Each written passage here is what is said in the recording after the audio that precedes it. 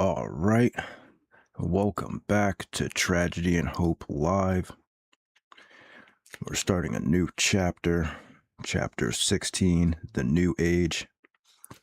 Now, if I can go full schizo for a second here, I have an alternate theory of why there's so many typos in the book. Now, of course, this is unproven and it's fully speculation, but it is a known thing that in the past, especially Freemasons and other esoteric groups like that, would actually put codes into books. And so it is a possible explanation as to why there's so many typos in the book, is that it could be possibly because there's some type of hidden code that you need some type of cipher for to read the book. Now that's a fully schizo conspiracy there. Don't know if it's true, but obviously it has been true in the past in these type of like Freemasonic publications. So just something to think about. Okay, we got introduction, rationalization in science, and the 20th century pattern. So we're on page 831, introduction. Any war performs two rather contradictory services for the social context in which it occurs. On the one hand, it changes the minds of men, especially the defeated, about the factual power relationship between the combatants, and on the other hand, it alters the factual situation itself, so that the changes which in peacetime might have occurred over decades are brought about in a few years. This has been true of all wars, but never has it been truer than in respect to World War II. The age which began in 1945 was a new age from almost every point of view. Looking back, it is now clear that the first generation of the 20th century, from about 1895 to 1939, was a long period of transition from the 19th century world to a totally different world of the 20th century. Some of these changes are obvious: a shift from a period of democracy to an age of experts, from a world dominated by Europe and even by Britain to a world divided into three great blocks, from a world in which man still lived, as he had for millions of years, surrounded by nature, to a situation where nature is dominated, transformed, and in a sense, totally destroyed by man, from a system where man's greatest problems were the material ones of man's helplessness in the face of the natural threats of disease, starvation, and the unpredictability of natural catastrophes, to the totally different system of the 1960s and 1970s, where the greatest threat to man is man himself, and where his greatest problems are the social and non-material ones of what his true goals of existence are and what use he should make of his immense power over the universe, including his fellow men. For thousands of years, some men had viewed themselves as creatures a little lower than the angels or even God, and a little higher than the beast. Now, in the 20th century, man has acquired almost divine powers, and it has become increasingly clear that he can no longer regard himself as an animal, as the leading thinkers of the 19th century did, but must regard himself as at least a man, if he cannot bring himself to break so completely with his 19th century predecessors to come to regard himself as obligated to act like an angel or even a god. The whole trend of the 19th century has been to emphasize man's animal nature, and in doing so, to seek to increase his supply of material necessities, his indulgences in creature comforts, his experiences of food, movement, sex, and emotion. This effort has resulted in the sharp curtailment or almost total neglect of the conventions of man's earlier history, the conventions which had been on the whole, based on a conception of man as a dualistic creature in which an eternal spiritual soul was encased temporarily in an ephemeral material body. This older conception had been embodied in the form in which the 19th century challenged it, largely in the 17th century, and had been reflected in that earlier period in the widespread influence of Puritanism, of Jainism, and of other basically pessimistic, inhibiting, masochistic, and self-disciplining ideologies.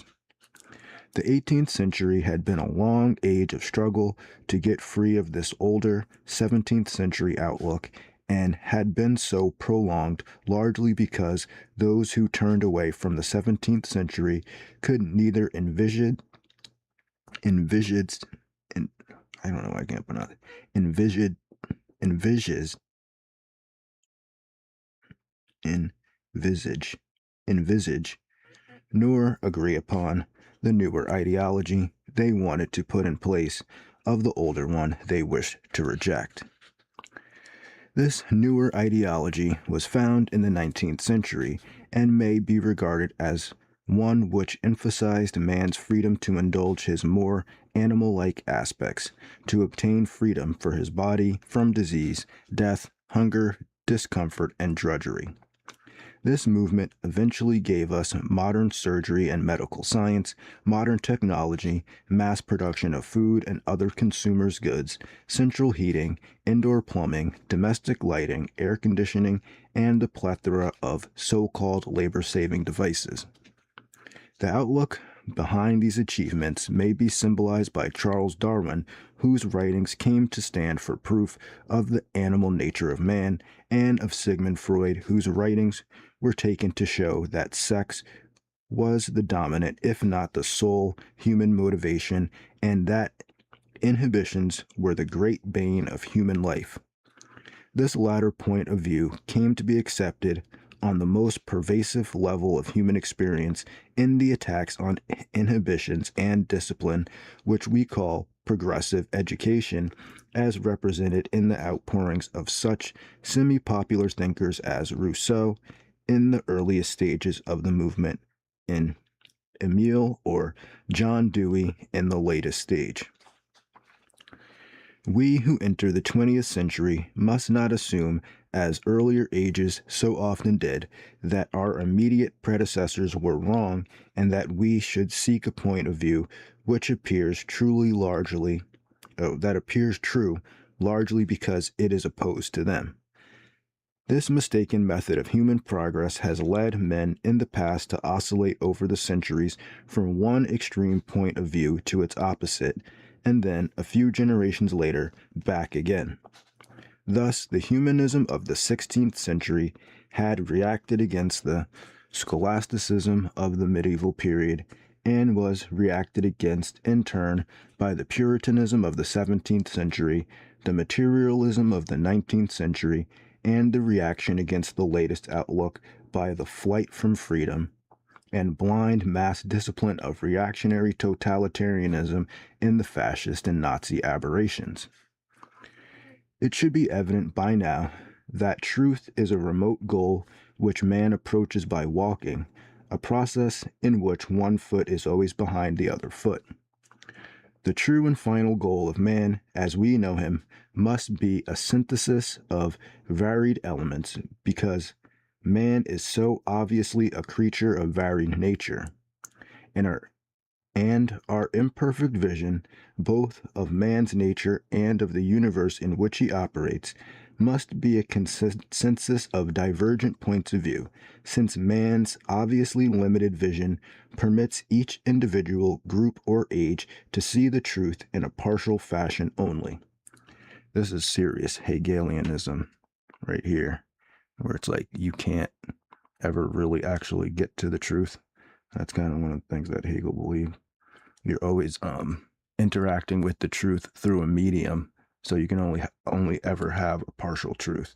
And the fact that he says that you need to synthesize the different parts of man, that's definitely like a Hegelian type of thing there.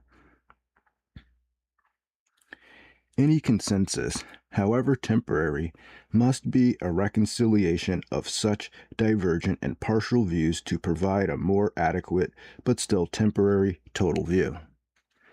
This can be seen most essentially in the fact that the great achievements of the 19th century and the great crisis of the 20th century are both related to the Puritan tradition of the 17th century. The Puritan point of view regarded the body and the material world as sinful and dangerous, and, as such, something which must be sternly controlled by the individual's will. God's grace, it was felt, would give the individual the strength to curb both his body and his feelings, to control their tendencies towards laziness, the distractions of pleasure, and the diversions of enjoyment, and make it possible for the individual, by total appreciation of work, to demonstrate that he was among the chosen recipients of God's grace. Protestant work ethic. The Puritan outlook, rejected outwardly in the 19th century's vision of the truth, was, nevertheless, still an influential element in the 19th century's behavior, especially among those who contributed most to the 19th century's achievement of its own goals. The Puritan point of view contributed elements of self-discipline, self-denial, masochism, glorification of work, emphasis on the restrictions of enjoyment of consumption, and subordination both of the present to the future and of oneself to a larger whole. These became significant elements in the bourgeois middle-class pattern of behavior which dominated the 19th century. The middle classes were themselves largely products of the 17th century and had adopted this point of view as one of the features which distinguished them from the more self-indulgent attitudes of the other two social classes, the peasants below them or the aristocracy and nobility above them. In the 19th century, the elements of the Puritan point of view were quite detached from the other worldly goals they had served in the 17th century, God and personal salvation, and were attached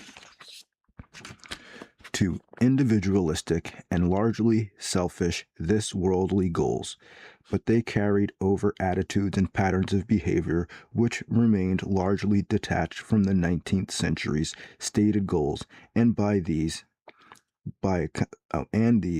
combination of 17th century methods with 19th century goals, produced the immense physical achievements of the 19th century.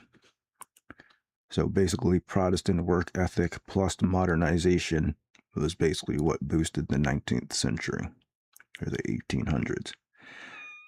These methods appeared in a number of essential ways, notably in an emphasis on self-discipline for future benefits, on restricted consumption, and on saving, which provided the capital accumulation of the 19th century's industrial deployment, in a devotion to work, and in a postponement of enjoyment to a future which never arrived. A typical example might be John D. Rockefeller, great saver, great worker, and great postponer of any self-centered action, even death. To such people, and to the prevalent middle-class ideology of the 19th century, the most adverse comments which could be made about a failure to distinguish him from a successful man were that he was a wastrel, a loafer, a sensualist, and self-indulgent. These terms reflected the value that the middle classes placed on work, saving, self-denial, and social conformity. All these values were carried over from 17th century Puritanism and were found most frequently among the religious groups rooted in that century: Quakers, Presbyterians, Nonconformists, so-called in England, and Janist survivals, and were less evident among religious groups with older orientations such as Roman Catholics, High Anglicans, or Orthodox Christians. These older creeds were more prevalent among the lower and the upper classes and in Southern and Eastern Europe rather than in Northern or Western Europe. This explains why the energy, self-discipline, and savings which made the world of the 19 the world of 1900 was middle class, Protestant, and Northwestern European. As we shall see in discussion of the American crisis of the 20th century, these outlooks, values, and groups are now being superseded by quite different outlooks, values, and groups. In America, those who wish to preserve them frequently show a tendency to embrace fanatical right-wing political groups to implement that effort, and often speak amongst themselves of their efforts to preserve the values of WASPs, white Anglo-Saxon Protestants. We shall speak later of these essential features of the 19th century point of view, because their disappearance in the 20th century associated as it is with the crisis of the middle class, is an essential part of the crisis of the 20th century, where it is to be seen most clearly in the English-speaking and Scandinavian countries. We shall call these features as a single bundle future preference and understand that it includes the gospel of saving, of work, and of postponed enjoyment, consumption, and leisure. Closely related to it is a somewhat different idea based on a constant and irredeemable dissatisfaction with one's present position and present possessions.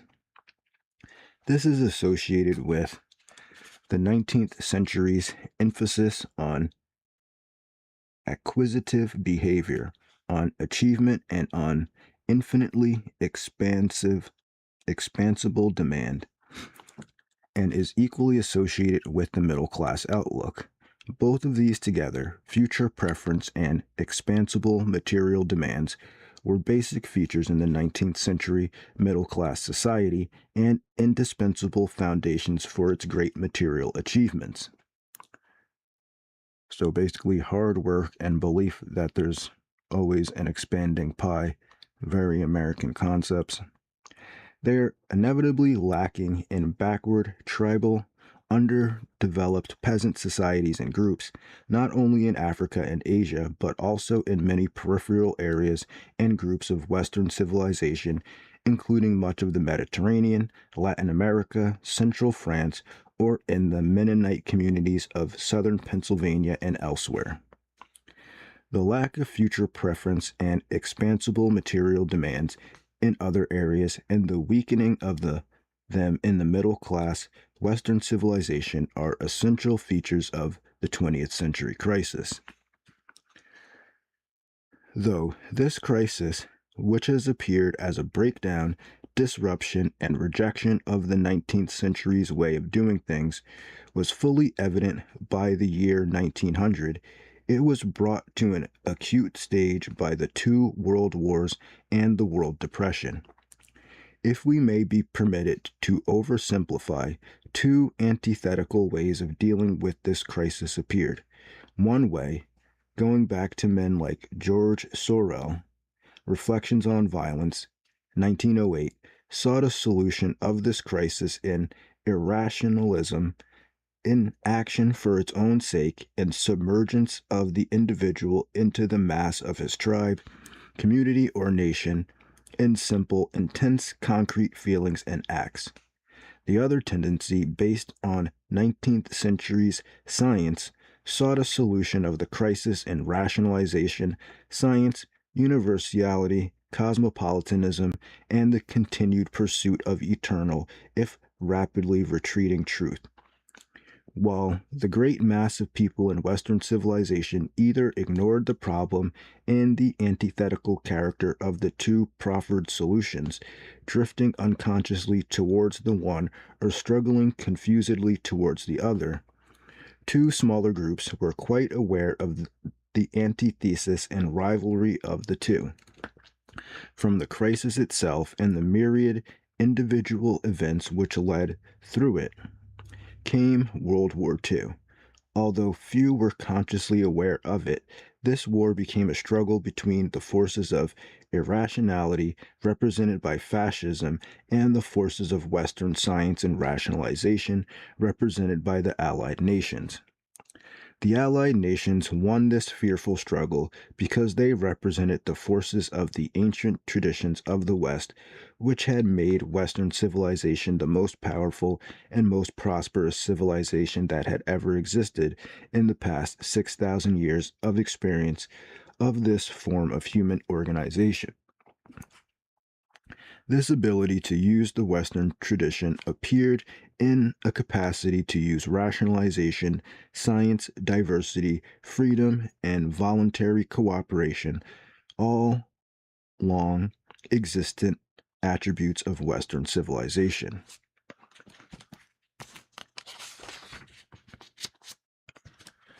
All right. Rationalization and science. The application of rationalization and science to World War II is one of the basic reasons, although not necessarily the most important reason, for the victory of the West in the war. As a consequence of that victory, these two methods survived the challenge from reactionary, totalitarian, authoritarian fascism and expanded from the limited area of human experience where they had previously operated to become dominant factors in the 20th century world. The two are obviously not identical, and neither is equivalent to rationalism, although both use rationalism as a prominent element in their operations. Rationalism, strictly speaking, is a rather unconvincing ideology. It assumes that reality is rational and logical and accordingly is comprehensible to man's conscious mental processes and can be grasped by human reason and logic alone. It assumes that what is rational and logical is real, that what is not rational and logical is dubious, unknowable, and unimportant, and that the observations of the human senses are unreliable or even illusory. Rationalization and science differ from rationalism in two chief ways. 1. They are more empirical in that they are willing to use sense observations, and 2. They are more practical in that they are more concerned with getting things done in the temporal world than they are with discovering the nature of ultimate truth. They do not necessarily deny the existence of such an ultimate truth, but they agree that any conclusions reached about its nature using their methods are proximate rather than ultimate. Both methods, thus, are analytical, tentative, proximate, modest, and relatively practical. The chief differences between them is that science is a somewhat narrower subdivision of rationalization because it has a more rigid and self-conscious methodology. Taken together, these two have played significant roles in Western civilization for centuries, but have always remained somewhat peripheral to the experience of ordinary men. One of the chief consequences of World War II is that they are no longer peripheral. Of course, it must be recognized that rationalization and science are not yet, by any means, central to the experience of ordinary men, or even to the majority of men. But now they almost certainly must become matters of first-hand experience for the majority of men if Western civilization is to survive. As the novelist of these matters, Sir Charles P. Snow, has said, scientists increasingly play a vital role in those crucial, secret decisions which determine, in the crudest sense, whether we live or die. Before World War II, science was recognized by all to be a significant element in life, but few had first-hand contact with it, and very few had any real appreciation of its nature and achievements. It was reserved largely for academic people, and for a small minority of these, and it touched the lives of most men only indirectly by its influence on technology, especially on medical practice, transportation, and communications. There was very clearly before 1930 9. What Sir Charles Snow has called two societies in our one civilization. This meant that most men lived in an ignorance of science almost as great as that of a Hottentot and almost equally great among highly educated professors of literature at Harvard, Oxford, and Princeton. It also meant that scientists were quite out of touch with the major realities of the world in which they lived and were smitten by the impacts of war, depression, and political disturbances under conditions of ignorance, naivete, and general bafflement, at least as great as that of the uneducated ordinary man. World War II brought science into government and especially into war, and brought politics, economics, and social responsibility into science in a way which must be beneficial to both, but which was almost unimaginably shocking to both. Reading, for example, the interchange of questions and answers which go on between scientists and politicians before congressional committees concerned with outer space, atomic energy, or medical research is a revelation of the almost total lack of communications which takes place behind that prolific interchange of words. The impact of rationalization is almost as great, although much less recognized. It had always existed in an incidental and minor way in men's experiences, but hardly justified a special name until it became a conscious and deliberate technique.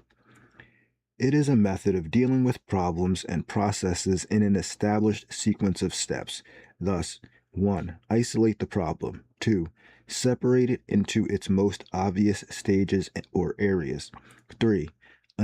Enumerate the factors which determine the outcome desired in each stage or area. 4. Vary the factors in a conscious, systematic, and, if possible, quantitative way to maximize the outcome desired in the stage or area concerned. And 5. Reassemble the stages or area and check to see if the whole problem or process has been acceptably improved in the direction desired. So basically, troubleshooting. Such rationalization is analytical and quantitative, even numerical. It was first used on an extensive scale at the end of the 19th century to solve problems of mass production and led step by step to assembly line techniques in which regulated quantities of materials, parts, power, labor, and supervision were delivered in a rational arrangement of space and time to produce a continuous outflow of some final product. All elements in the process were applied to measurable units to a system operated in accord with a dominant plan to achieve a desired result. Naturally, such process serves to dehumanize the productive process, and since it also seeks to reduce every element in the process to a repetitive action, it leads eventually to an automation in which even supervision is electronic and mechanical. From the basically engineering problem of production, rationalization gradually spread into the more dominant problem of business. From maximizing production, it shifted to maximizing profits. This gave rise to efficiency experts such as Frederick Winslow Taylor, whose The Principles of Scientific Management appeared in 1911, and eventually to management consultants like Arthur D. Little Incorporated. This point had been reached by 1939, when rationalization was still remote from ordinary life and very remote from politics and war. As in so many other innovations, the introduction of rationalization into war was begun by the British and then taken over on an enormous scale by the Americans. Its origins Its origin is usually attributed to the efforts of Professor P.M.S. Blackett, Nobel Prize, 1948, to apply radar to anti-aircraft guns. From there, Blackett took the technique into anti-submarine defense, whence it spread under the name Operational Research, OP, into many aspects of the war effort. In its original form, the Anti-Aircraft Command Research Group, known as Blackett's Circus, included 3 physiologists, 2 mathematical physicists, 1 astrophysicist, a surveyor, a general physicist, 2 mathematicians, and an Army officer. It was a mixed team approach to operational problems, emphasizing an objective, analytical, and quantitative method. As Blackett wrote in 1941, the scientists can encourage numerical thinking on operational matters and so can help to avoid running the war on gusts of emotion.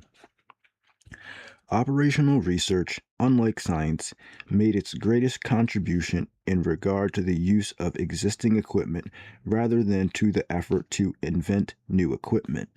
It often gave specific recommendations reached through the techniques of mathematical probability, which directly contradicted the established military procedures. A simple case concerned the problem of air attack on enemy submarines. For what depth should the bomb fuse be set? In 1940, the Royal Air Force Coastal Command set its fuses at 100 feet. This was based on estimates of 3 factors. 1. The time interval between the movements the submarines sighted the plane and the plane sighted the submarine. 2. The speed of approach of the plane. And 3. The speed of submergence of the submarine. One fixed factor was that the submarine was unlikely to be sunk if the bomb exploded more than 20 feet away. Operational research added an additional factor. How near was the bomber to judging the exact spot where the submarine went down? Since this error increased rapidly with the distance of the original sighting, a submarine which had time to submerge deeply would almost inevitably be missed by the bomb in the position, if not in depth, but with 100-foot fuses. Submarines which had little time to submerge were missed because the fuse was too deep, even when the position was correct. OP recommended setting fuses at 25 feet to sink the near sightings and practically conceded the escape of all the distant sightings. When fuses were set at 35 feet, successful attacks on submarines increased 400% with the same equipment. The British applied OP to many similar problems. 1. With an inadequate number of AA guns, is it better to concentrate them to protect part of a city thoroughly or to disperse them to protect all of the city inadequately? The former is better. 2. Repainting night bombers from black to white when used on submarine patrol increased sightings of submarines 30%. 3. Are small convoys safer for merchant ships than large ones? No, by a large margin. 4. With an inadequate number of patrol planes, was it better to search the whole patrol area some days, as was the practice, or to search part of it every day with whatever planes were available? Calculations of a mathematician, S.D. Posian, who died in 1840, showed that the latter was better. Some of OP's improvements were very simple. For example, a statistical study of sightings of German submarines by patrol planes showed that twice as many were seen on the left side of the plane as on the right side. Investigation showed this was because the plane flew on an automatic pilot, allowing the pilot on the left side almost full time to watch the sea, while the co-pilot on the right side was busy much of the time. Assignment of another crewman to the right side when the co-pilot was busy increased sightings about 30%. Until late 1940, the Royal Air Force bombed German cities as they were able. Then, OP using the German bombing of Britain as a base, calculated the number of people killed per ton of bombs dropped, and applied this to Germany to show that the casualties inflicted on Germany were about 400 civilians killed per month, about half of the German automobile accident death rate, while 200 Royal Air Force crewmen were killed per month doing the bombing. Such bombing could never influence the outcome of the war. Later, it was discovered that the raids were really killing only 200 German civilians, almost all non combatants contributing little to the war effort, at the cost of the 200 RAF fighting men each month, and thus were a contribution to German victory. These estimates made it advisable to shift planes from bombing Germany to U-boat patrol so that the German submarine war, which was really strangling Britain, could be brought under control. A bomber, in its average life of 30 missions, dropped 100 tons of bombs on Germany, killing 20 Germans and destroying a few houses. The same plane in 30 missions of submarine patrol saved, on average, 6 loaded merchant vessels and their crews from submarines. This might be expected. This discovery was violently resisted by the head of the RAF Bomber Command, Chief Marshal Sir Arthur Bomber Harris. Closely linked with this was the question whether it was better to use Britain's shipbuilding capacity to construct escort vessels or merchant ships. This involved the choice between saving existing merchant ships or outbuilding the losses from submarines. It required a statistical study of the effectiveness of escort vessels. At the time, the Admiralty regarded small convoys as safer and large ones as dangerous, and had forbidden convoys of over 60 ships. They assigned escort vessels to each convoy at the rate of 3 plus 1/10 of the number of ships protected. OP was able to show that this assignment rule was inconsistent with the prejudice against large convoys. Studying past losses, they showed that convoys of under 40 ships, averaging 32 each, suffered losses of 2.5%, while large convoys of ships over 40 ships, averaging 54 ships each, were twice as safe, with losses of only 1.1%. Using information from rescued German U-boat crews, OP was able to show that U-boat success depended on the density of escort vessels around the perimeter of the convoy, and that the percentage of ships sunk was inversely proportional to the size of the convoy. By 1944, a convoy of 187 ships arrived without loss. If the shift to large convoys had been made in the spring of 1942 rather than in the spring of 1943, millions of tons of merchant shipping, or 200 ships, could have been saved. The combination of larger convoys and the shift of some planes from bombing Germany to submarine patrol turned the corner on the U-boat menace in the summer of 1943 and helped save many ships which were used in the Allied amphibious landings, especially on D-Day 1944. The shock of the fall of France in June 1940 marked a turning point in the relations between universities and government in the United States. At that time, the chief contacts between the two were the National Academy of Sciences, founded in 1863, and the National Advisory Committee for Aeronautics, NACA,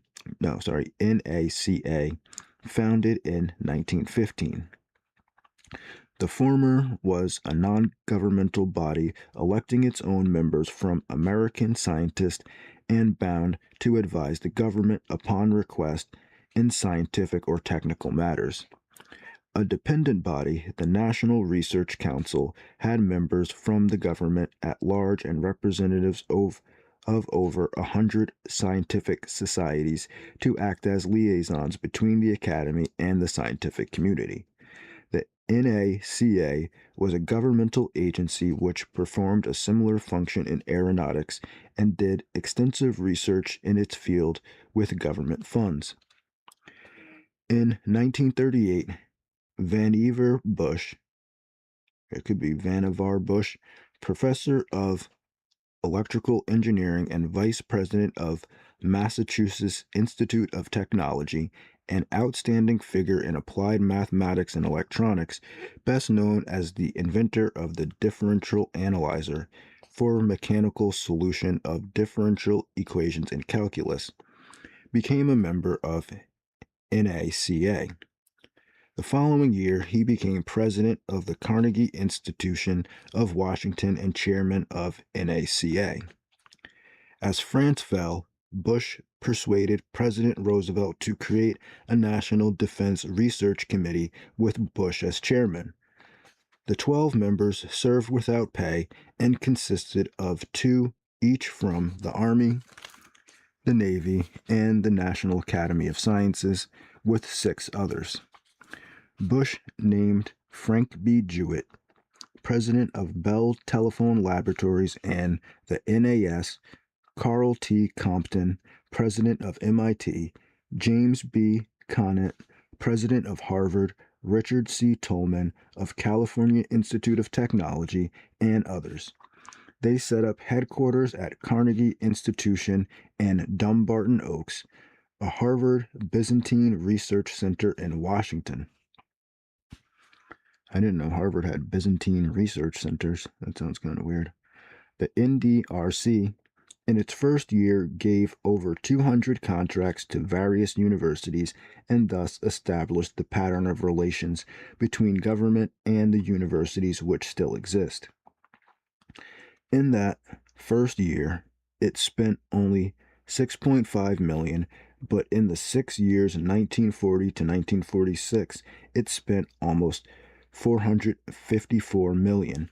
During that whole period, there was only one shift in civilian personnel of the NDRC. In May 1941, a higher and wider organization was created, the Office of Scientific Research and Development, OSRD, with Bush as chairman and Conant as his deputy. Conant took Bush's place as chairman of the NDRC, and Roger Adams, professor of chemistry at the University of Illinois, was added to NDRC. These groups were the supreme influence in America in introducing rationalization and science into government and war in 1940 to 1946, fostering hundreds of new technical developments and inventions, including the atom bomb. One of their earliest acts was to make a census of research facilities and a national roster of scientific and specialized personnel with 690,000 names. They did not hesitate to call upon the services of both as needed. When money ran short, they found it from private sources, as in June 1941, when, simply by asking, they obtained $500,000 from MIT and an equal sum from John D. Rockefeller, Jr., to pay salaries when congressional appropriations ran short. Somewhat similar organizations grew up in Britain, in the Soviet Union, and in enemy countries, but none worked so successfully as that of the Americans, who, here as elsewhere, showed a genius for improvised, large-scale organization. On the whole, the British were more fertile in new ideas than the Americans, probably because they were less conventional in their thinking process, but the Americans were superior in development and production. The Soviet Union, which was very lacking in new ideas, was fairly successful, considering its obvious handicaps such as enemy invasion and industrial backwardness in development. Its organization was somewhat like that in the United States, but much more centralized, since its Academy of Sciences controlled government funds and allotted both tasks and funds to university and special research groups.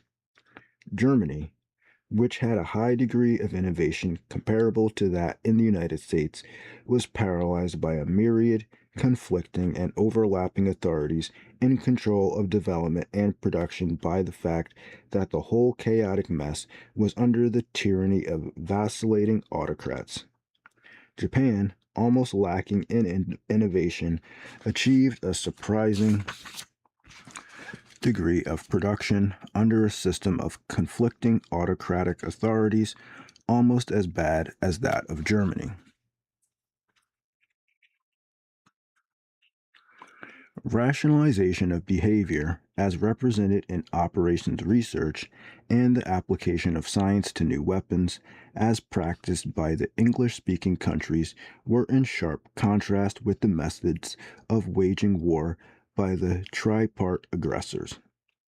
Hitler fought the war by basing his hopes and inspiration, his own, and willpower, usually refusal to retreat an inch.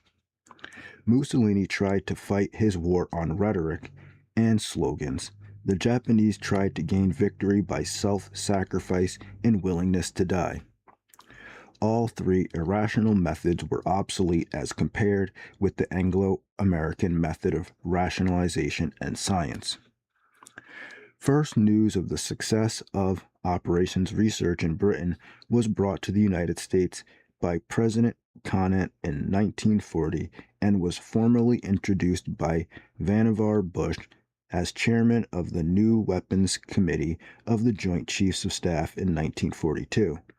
By the end of the war, the technique had spread extensively through the American war effort and, with the arrival of peace, became an established civilian profession. The best known example of this is the Rand Corporation, a private research and development firm under contract to the United States Air Force, but numerous lesser organizations and enterprises are now concerned with the rationalization techniques in political life, the study of war and strategy, in economic analysis, and elsewhere. Similar groups arose in Britain. One of the most complex applications of the technique has been Operation Bootstrap, by which the Puerto Rican Industrial Development Corporation, advised by Arthur D. Little, Incorporated, sought to transform the Puerto Rican economy. Persons interested in OP have organized societies in England, 1948, and the United States, 1949, which publish a quarterly and a journal. A great impetus has been given to the rationalization of society in the post-war world by the application of mathematical methods to society to an unprecedented degree. Basically, the algorithm. Much of this used the tremendous advances in mathematics of the 20th century, but a good deal came from new developments. Among these have been applications of game theory, information theory, symbolic logic, cybernetics, and electronic computing. See, it's always been leading up to the algorithm running society. The newest of these was probably game theory, worked out by a Hungarian refugee mathematician, John von Neumann, at the Institute for Advanced Study. This applied mathematical techniques to situations in which persons sought conflicting goals in a nexus of relationships governed by rules. Closely related to this were new mathematical methods for dealing with decision making. See, it's all leading up to this algorithmic control of society. The basic work in the new field was the book Theory of Games and Economic Behavior by John von Neumann and Oscar Morgenstern, Princeton, 1944. Similar impetus to this whole development was provided by two other fields of mathematics in which the significant books in America were C. E. Shannon and W. Weaver, The Mathematical Theory of Communication, University of Illinois, 1949, and Norbert Wiener, Cybernetics or Control and Communication in the Animal and the Machine, MIT, 1949. A flood of books have amplified and modified these basic works, all seeking to apply mathematical methods to information, communication, and control systems. The algorithm. Closely related to this have been increased use of symbolic logic, as in Willard von Orman's Kine Mathematical Logic, Harvard 1951, and the application of all these to electronic computers involving large-scale storage of information with speedy retrieval of it and fantastically rapid operations of complex calculations, the algorithm.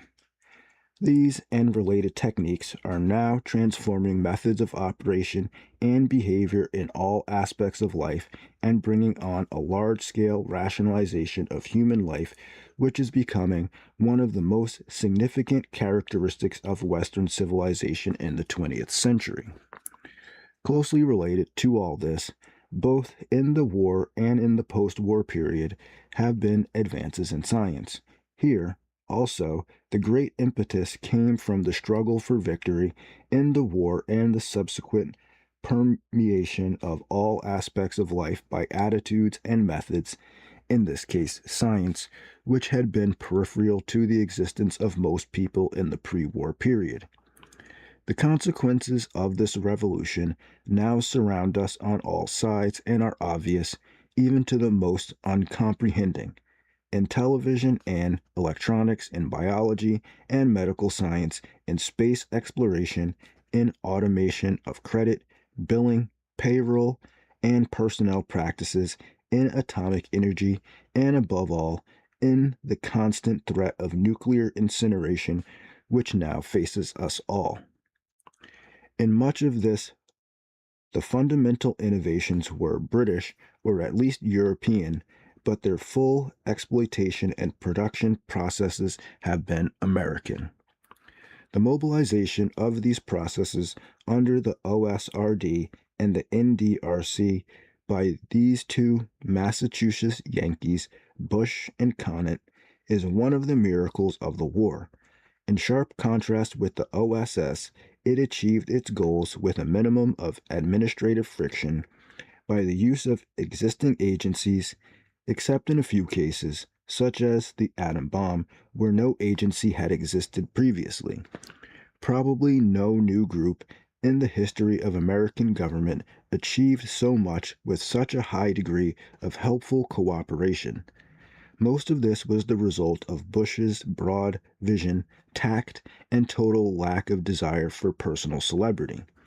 Much of it was done quietly in individual discussions and unpublicized committee meetings. For example, as chairman of the Joint Committee on New Weapons and Equipment, JNW, of the Joint Chiefs of Staff from its founding on May 1942 to the end of the war, Bush achieved wonders not only in persuading military men to use new weapons and new techniques, but also in persuading the different services to integrate their introduction of new methods and their future plans.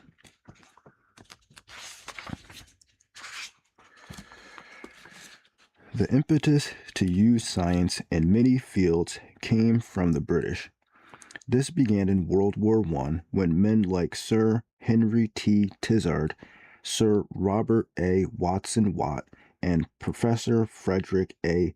Lindman, Lord Sherwell after 1956, studied aviation problems scientifically. This link between government and science in aviation was maintained in Britain as it was in the United States during the Long Armistice. After Hitler came to power, Dr. H.E. Wimperis, director of scientific research at the Air Ministry, and his colleague A.P. Rowe, set up a committee on research on air defense with Tizard as chairman and Rowe as secretary, with professors A.V. Hill and P.M.S. Blackett as members, and Watson Watt as consultant. Professor Hill, physiologist, had won the Nobel Prize in 1922, while Blackett ex-naval officer and nuclear physicist, was the initiator of operational research and won a Nobel Prize in Physics in 1948. Watson Watt was to be regarded as chief discoverer of radar. In sharp contrast with OSRD and NDRC in America, this committee had a stormy life. In 1908, while studying physics in Berlin with Walther Nernst, Nobel Prize in 1920, Tizard met a fellow student, F.A. Lindman, who was born and educated as a German but held a British passport from his wealthy father's naturalization in England before his birth. Lindman became a moody, driving, uncompromising, and erratically trained amateur scientist who devoted his best hours and energy to upper-class English social life and combined intermittent flashes of scientific brilliance with a total lack of objectivity and consistently poor judgment. Tizard, a fairly typical English servant, was, nonetheless, attracted to Lindman and in 1919 helped secure for him an appointment as professor of experimental philosophy at Oxford. At the time, science was at a low ebb at Oxford, and Lindman, over the next 2 decades, built up its Clarendon laboratory towards the high level which the Cavendish Laboratory at Cambridge University had achieved under Lord Rutherford. During this period, Lindman became the close friend and scientific advisor of Winston Churchill. Through Churchill's influence, Lindman was forced on Tizard's committee for the Scientific Survey of Air Defense, where he acted as a disruptive influence from July 1935 until the 3 scientific members, Hill, Black, and Wimperest, forced him off in September 1936 by resigning together.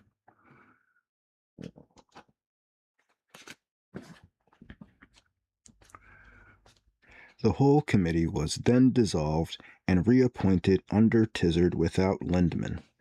The latter reserved the tables for 4 years when Churchill became Prime Minister, with Lindman almost his only scientific advisor. Tizard was dropped from the committee in June 1940, but by that time the great work in radar was done.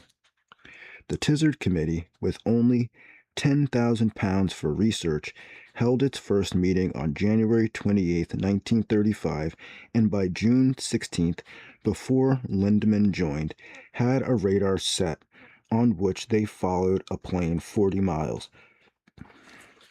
On March 13, 1936, they identified a plane flying at 1,500 feet, 75 miles away. In September 1936, 5 stations southeast of London followed Chamberlain's plane flying to the Munich conference, and on Good Friday 1939, as Mussolini was invading Albania, a chain of 20 stations began continuous operations along the eastern coast. One of the chief advances here was Watson Watt's use of a cathode vacuum tube, such as we now use in television, to watch the returning radio signal. This signal, sent out from a radio vacuum tube in pulses, returned through a crystal detector to appear as a blip or spot on the cathode tube's fluorescent screen. The shorter the wavelength of the sending wave, the sharper and more accurate the returning signal, the shorter the necessary aerial, and the lower the transmitting tower. But vacuum tubes could not broadcast waves less than 10 meters in length, 300,000 kilocycles. Just as the war began, Professor John T. Randall at the University of Birmingham invented the resonant cavity magnetron, an object no bigger than a fist, which broadcast high-power, very short radio waves. This ended interference from ground reflections or reflections from the ionosphere and allowed sharp discrimination of objects without the need for long antennae or high towers. By the time the magnetron came into use in 1941, broadcasting from tubes had been improved to allow use of 1.5 meter waves, but the magnetron was developed for 0.01 meter waves. All subsequent radar development was based on it. At the same time, great advances were being made in crystals for detectors. This latter grew into the use of artificial crystals, transistors, for amplification in receivers as well as for detection. In August 1940, Sir Henry Tizard, ousted from his committee by Lindman, led a British scientific mission to Washington. He brought a large box of blueprints and reports on British scientific work, including radar, a new explosive, RDX, half again as powerful as TNT, studies on gaseous diffusion of uranium isotopes for an atom bomb, and much else. This visit gave a great impetus to American scientific work.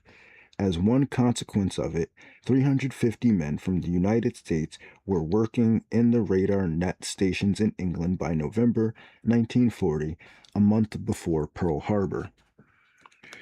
One of the many inventions which emerged from science in World War II, we have space here to mention only a few: shaped charges, proximity fuses, medical advances, and the atom bomb.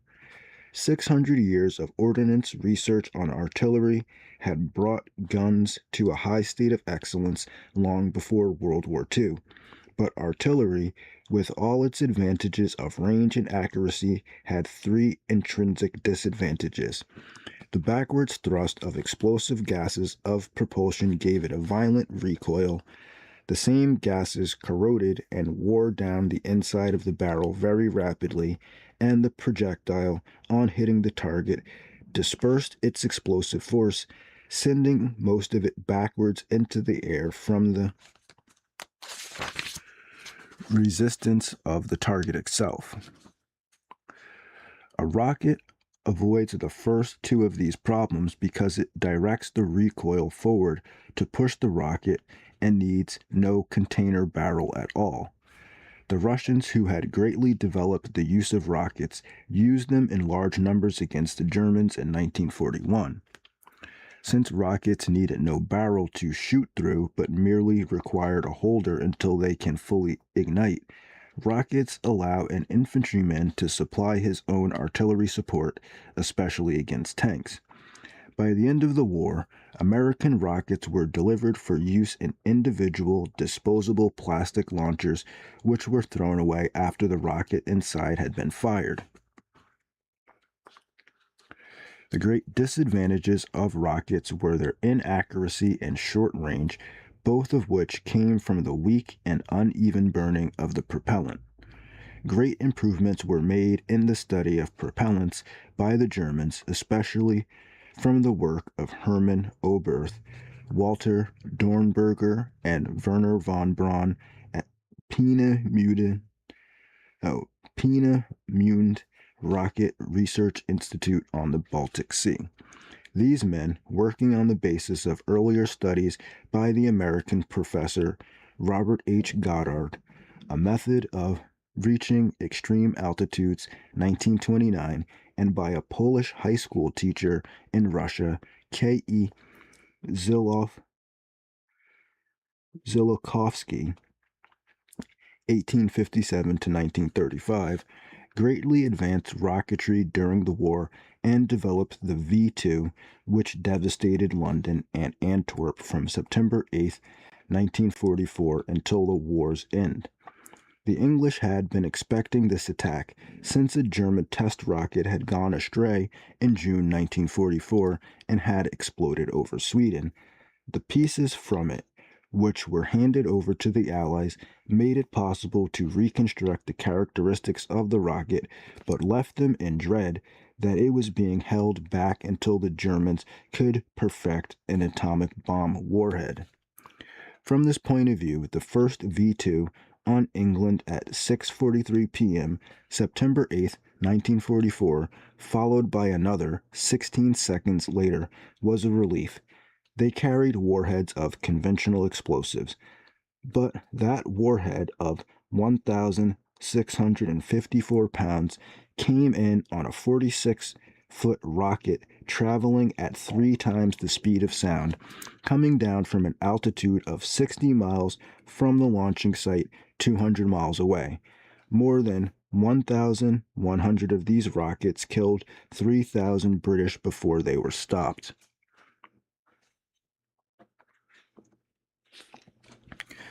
Just as a rocket reversed the recoil of a gun, directing it forward, so a shaped charge reversed the shape of the projectile. An artillery projectile is a bullet shaped with its forward end pointed or convex. In 1888, C.E. Munro had shown that if the explosive charge were made concave with the cavity at its forward end against the target, the explosive force would be directed forward towards the target as rays of light go forward from a concave headlight cavity, instead of backwards. The American bazooka of 1942 combined this shaped charge with a rocket to provide an infantry weapon with which a single man could knock out a tank. A relatively small charge carried to a tank with an impetus no greater than a well-hit baseball exploded most of its power forward in a narrow pencil of explosive force, which sometimes penetrated 6 inches of armor or 6 feet of masonry. A hole less than an inch wide on a tank could destroy its crew by spraying them with molten metal forced inward from the shaped charge. In a few cases, this occurred through 8-inch armor without the armor being fully penetrated. Thus, the tank, triumphant in 1940, was brought under control by 1945, was used largely as mobile artillery. All right, I think I'm just going to stop reading there. It just goes on for a while. Now, really, the most interesting part of this chapter so far with this whole New World stuff is just that you can just see that it's leading the original concepts of the rationalization and scientism or whatever are just leading into this algorithmically controlled, AI controlled world, because everything needs to be quantified and like categorized and measured in a way to find the quote unquote most efficient way to do it. And all of the goals of the earlier 19th and 18th and 17th century, the humanitarian goals, the social goals, even though they're saying that the Nazi goals were irrational, at least they made some type of sense. The national patriotic goals of the older generations were put aside to this utilitarian efficiency and Hegelian kind of like synthesis and always moving forward, always combining two opposing ideas and then trying to move above them, transcend these ideas using science and using rationalization. But science and we can see where it's gone, where it's led now, where it's like now people have no goals. It's just about what's the most efficient thing, right? What gets the most clicks, the most views, what gets the most money. It doesn't matter what the principles behind it are. It's just about, and then just about getting the most. And then society's being controlled completely by these algorithmic, scientific, statistical forces that the scientists brought and to basically improve life, but now it's become to dominate life, where now the statistical analysis is everything. And all incentives are based off of the statistical analysis. So it's kind of interesting that you can see the precursor to these ideas basically began right at the end of World War II. So it's definitely interesting. I'll be getting back to this more tomorrow, if possible. Thanks for watching if you did. If you didn't, you probably won't hear this anyway. But everybody else, have a good day and peace.